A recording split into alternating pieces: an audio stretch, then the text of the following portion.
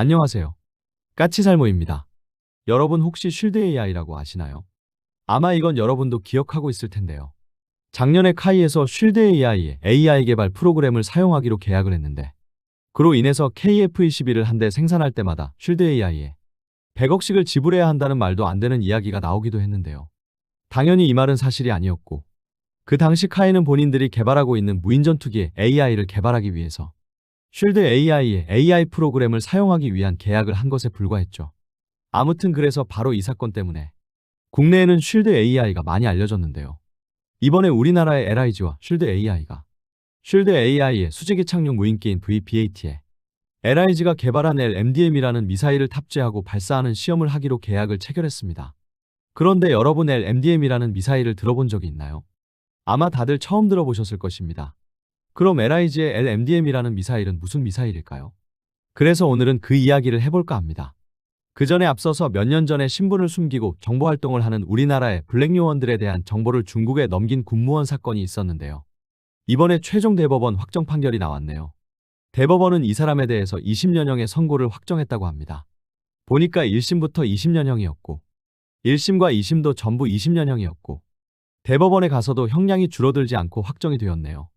이 사람은 뻔뻔하게 중국 측에 적극적으로 자료를 넘기고 돈을 요구해서 전혀 감형 사유가 없다고 합니다.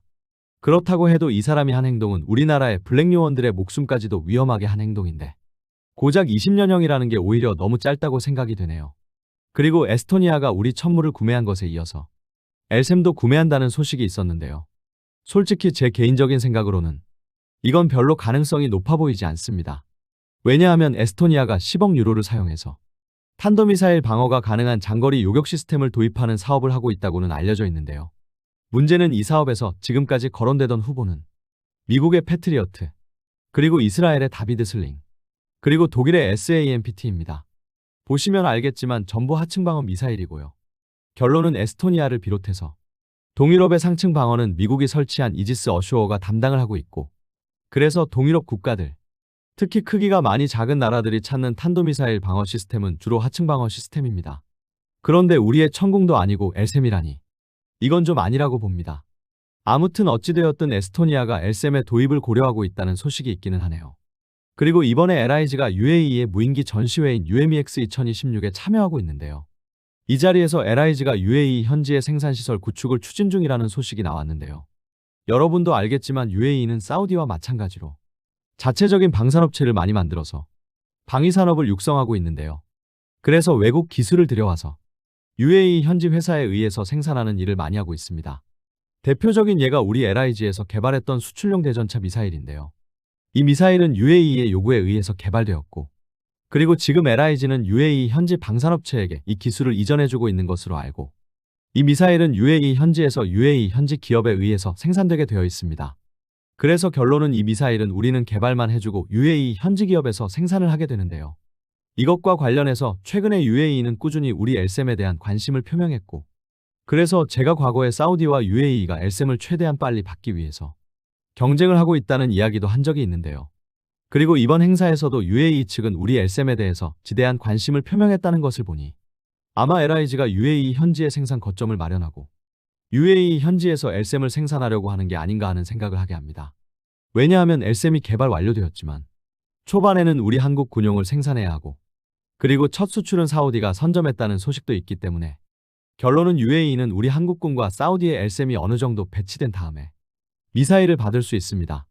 그래서 엘셈을 빨리 받고 싶어하는 UAE의 요구와 무기 생산의 현지화를 요구하는 요구까지 충족해주기 위해서 LIG가 UAE 현지의 현지 생산 거점을 만드는 걸 고려하고 있지 않나 합니다. 아마 일이 되면 나중에 UAE가 또다시 우리나라에게 새로운 무기를 개발해달라고 하면 수출형 대전차 미사일처럼 우리가 무기를 개발해서 UAE 현지 기업에게 기술 이전을 해줄 필요 없이 앞으로는 우리가 무기를 개발해서 UAE 현지에서 직접 생산하는 것도 가능하겠죠.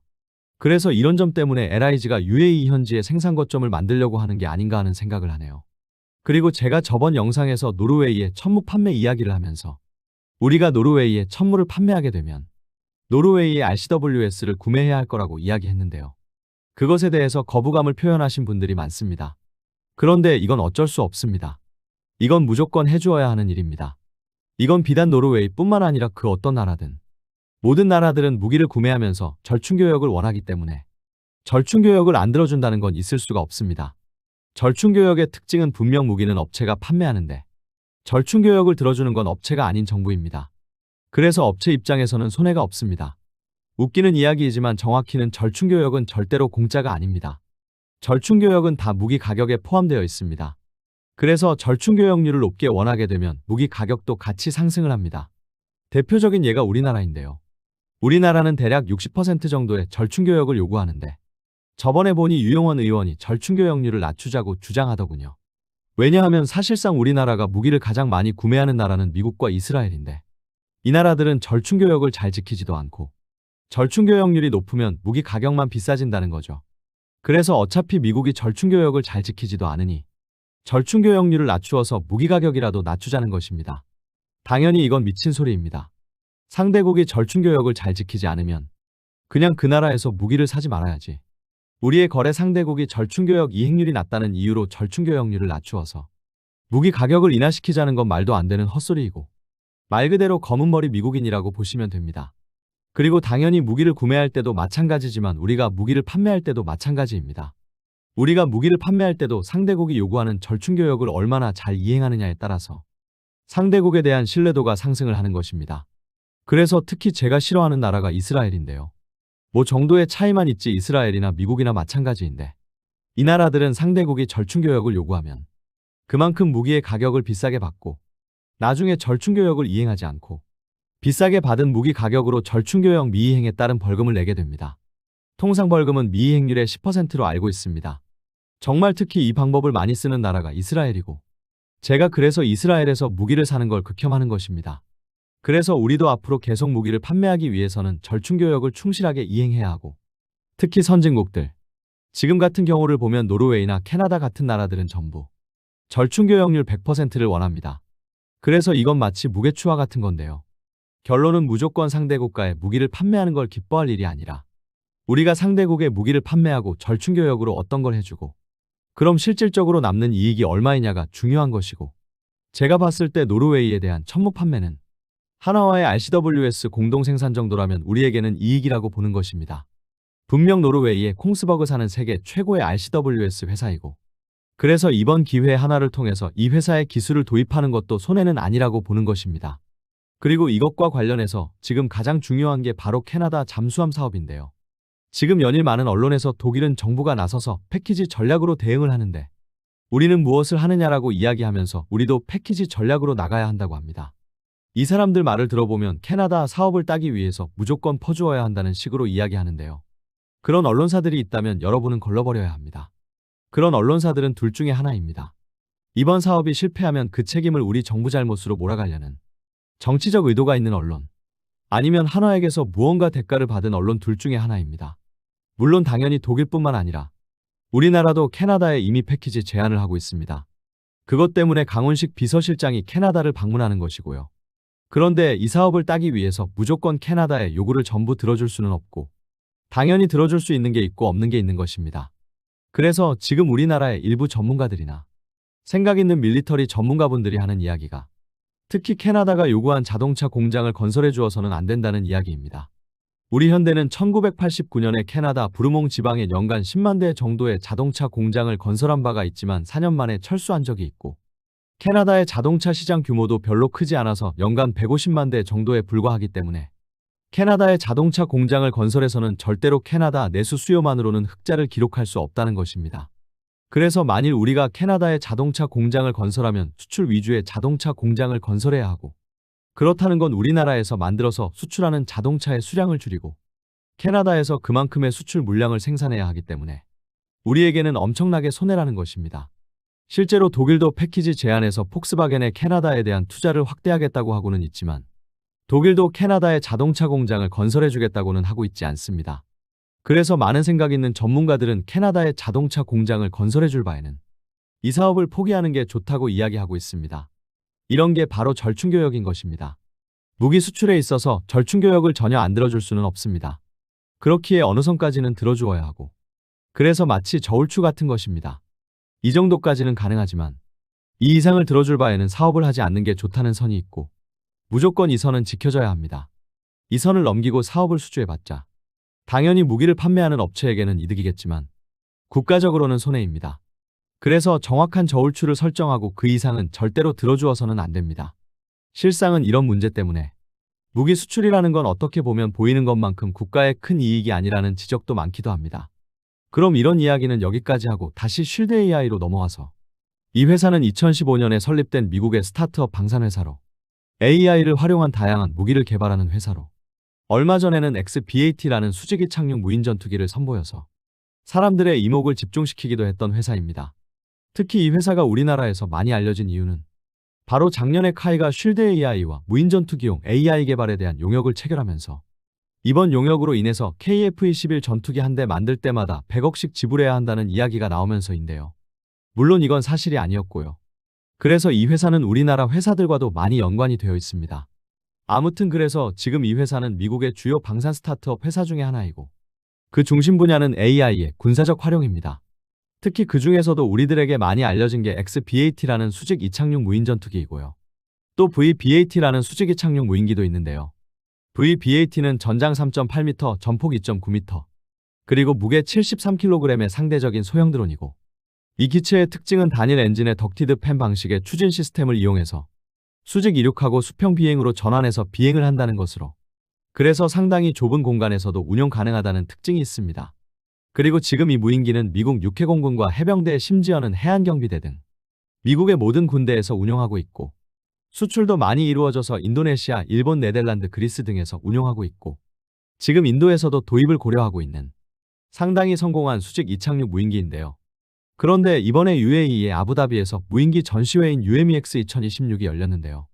이 자리에서 이번 달인 1월 21일에 바로 이 쉴드 AI의 VBAT 무인기에 우리 LIG의 LMDM이라는 다목적 드론 발사 유도탄을 탑재 및 발사 시험을 하기로 계약을 했다는 것입니다. 한마디로 말해서 LIG의 미사일을 쉴드 AI의 수직이 착륙 드론에 탑재하는 시험을 한다는 건데요.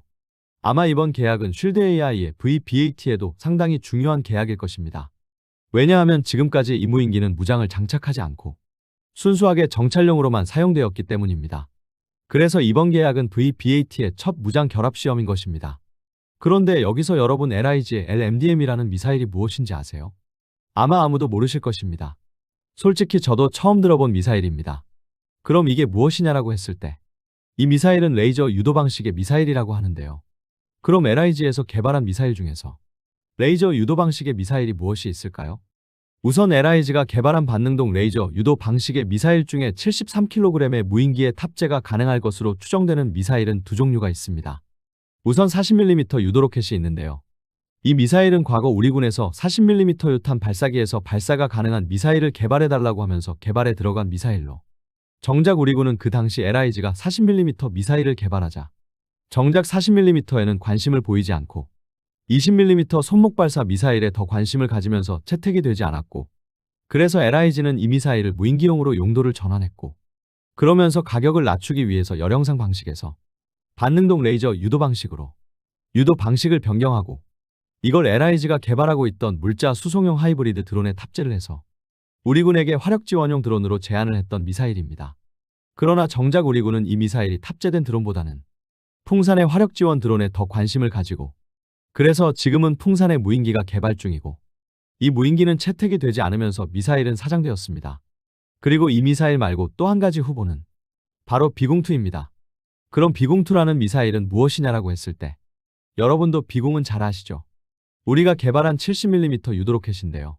그런데 문제는 비공은 비냉각 열영상 방식을 사용해서 발사 후 망각 능력을 가지고 있고 그래서 최대 8km의 사거리로 북한의 공기부양정을 공격하는 데 사용하는 미사일인데요.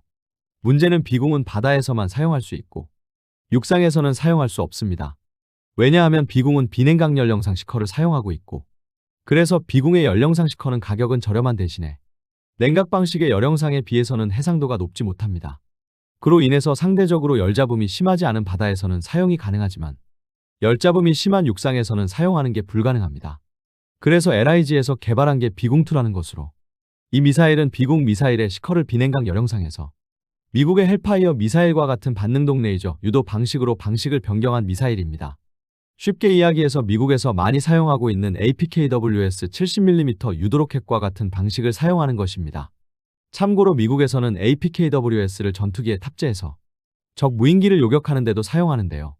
그래서 LIG는 자체 예산으로 반능동 레이저 유도 방식의 70mm 유도 로켓을 개발하고 이걸 지금까지는 속칭 비공투라고 불러왔습니다. 그리고 LIG 측 주장에 따르면 우리 군에서 올해인 2026년에 비공투를 중기 계획에 포함시켜서 도입한다고 했는데 안타깝게도 올해는 채택이 불발되었습니다. 그래서 LIG의 미사일 중에서 소형 무인기에 탑재가 가능한 반능동 레이저 유도 방식의 미사일은 이 두 가지가 있는데요. 참고로 40mm 유도 로켓은 무게가 2kg이고 비공투는 무게가 대략 6kg입니다. 그럼 이 둘 중에 무엇이 탑재되느냐라고 했을 때 원래 VBAT가 무게 73kg의 소형 무인기이기 때문에 저는 처음에는 40mm 유도 로켓이 탑재되나 했습니다만 LIG에서 공개하는 사진의 형상을 보니 40mm 유도 로켓이 아닌 비공투가 탑재되는 것 같네요. 한마디로 LMDM이라는 미사일은 비공투를 이야기하는 것 같습니다. 왜냐하면 사진을 보시면 알겠지만 그 모습이 우리가 많이 알고 있는 비공과 비슷하죠.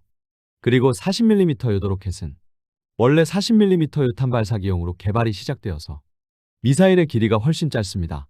그래서 쉴드 AI의 VBAT에 탑재되는 미사일은 비공투가 거의 확실한데요. 생각을 해보면 어쩌면 쉴드 AI 측 입장에서 왜 우리의 비공투를 선택했는지가 분명하다는 점입니다. 왜냐하면 쉴드 AI의 VBAT는 우선 수직이 착륙 무인기라 육상에서도 많이 운용을 하지만 미 해안경비대와 해군에서도 운용할 정도로 상대적으로 좁은 비행갑판에서도 운용이 가능한 무인기입니다. 그래서 바다에서도 많이 운용하는 무인기인데요. 결론은 우리 비공투를 탑재하게 되면 우리의 비공도 쉽게 탑재할 수 있습니다. 어차피 두 미사일은 시커만 다를 뿐 미사일의 몸체는 같은 것을 사용하기 때문입니다. 그래서 육상에서 사용할 때는 비공투를 군대에 제한할 수 있고 해상에서 사용할 때는 비공을 VBAT에 탑재하는 걸 제한할 수 있을 것입니다. 한마디로 말해서 한 가지 미사일 통합을 시험함으로써 상대적으로 차별화된 두 가지 미사일의 탑재가 가능해지는 것입니다.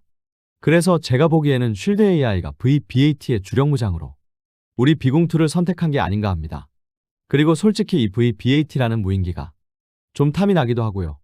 완벽한 수직이 착륙과 그리고 수평 비행을 성공한 지금까지 몇 개 되지 않는 무인기이기 때문에 이걸 우리가 도입하면 그 활용도가 거의 무궁무진할 것이고 그래서 외국산이라는 점만 빼면 정말 우리 군에서도 꼭 도입했으면 하는 무인기입니다. 그래서 이번 계약으로 우리의 미사일을 판매하는 것뿐만 아니라 이 무인기를 우리가 기술 이전을 받아서 국내에서 생산해보는 것도 고려해봄직하다고 생각을 합니다. 여러분도 잘 알겠지만 우리나라는 지금 번번이 무인기 개발과 도입에 실패를 하고 있고 그래서 우리 군에는 쓸만한 무인기가 거의 없습니다. 그래서 지금 우리 한화에서도 미국의 제너럴 아토믹스사와 모하비 무인기라는 무인기를 같이 개발하고 있고 결론은 지금까지 우리의 수많은 무인기 개발의 실패로 인한 우리나라 군대에는 쓸만한 무인기가 없다는 문제를 최대한 빨리 극복하는 방법은 이 방법뿐이라고 봅니다. 한마디로 외국의 우수한 무인기들을 단순하게 구매하는 것이 아닌 기술 이전을 받아서 국내에서 생산을 하는 방법이 우리나라의 무인기 기술도 향상시키고 우리의 무인기 전력도 빨리 증강시킬 수 있는 방법이라고 생각을 합니다. 그래서 그런 면에서는 쉴드 AI의 VBAT는 상당히 탐나는 무인기인 건 틀림없는 사실입니다. 그래서 지금 우리나라는 미국의 여러 방산 회사들과 아주 다양한 협업을 하고 있는데요. 어떤가요, 여러분? 여러분이 보기에는 비공투를 탑재한 수직 이착륙 무인기가 탐나지 않으세요? 저는 무척 탐나는데 말이죠. 이상 영상 봐주셔서 감사합니다.